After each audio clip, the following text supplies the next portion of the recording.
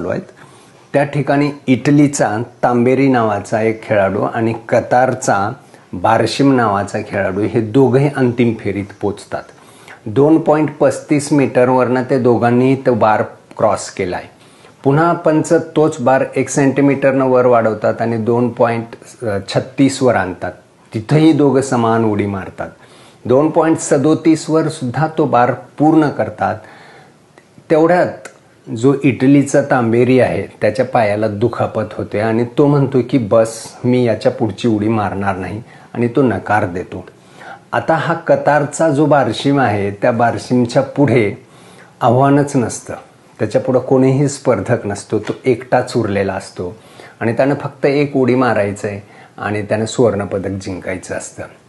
पण त्याच्या डोक्यात विचार येतो की अरे कोणी स्पर्धक नसताना पराक्रम गाजवणं, पदक मिळवणं याच कसला पराक्रम आलाय।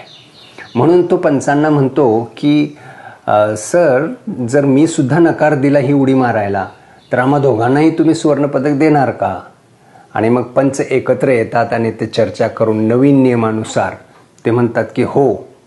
आणि ते जेव्हा होकार देतात तेव्हा घडलेला हा प्रसंग आहे।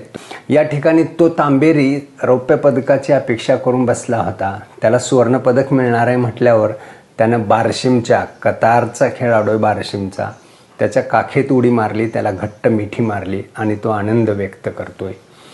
बघा, ज्या जगामध्ये आपल्याला स्पर्धकच राहणार नाही याचा काटेकोरपणे काळजी घेतली जाते, राजकारण असो, तिथं फॉर्म भरायला आपला विरोधक पोचणारच नाही याच्यासाठी त्याचं अपहरण केलं जातं।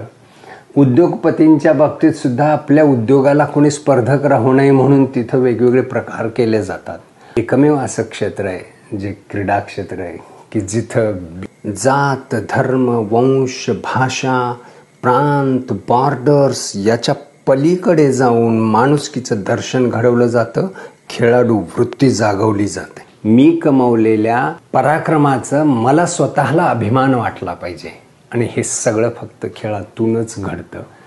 खेळामध्ये करिअर करा किंवा नका करू, पण आपल्या मुलाला खेळायला पाठवा।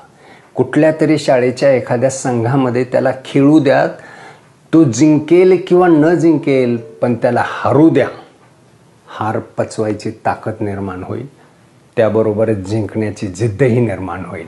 हा व्हिडिओ आवडला तर नक्की शेअर करा आणि मित्रांनाही पाठवा। जय हिंद, जय भारत।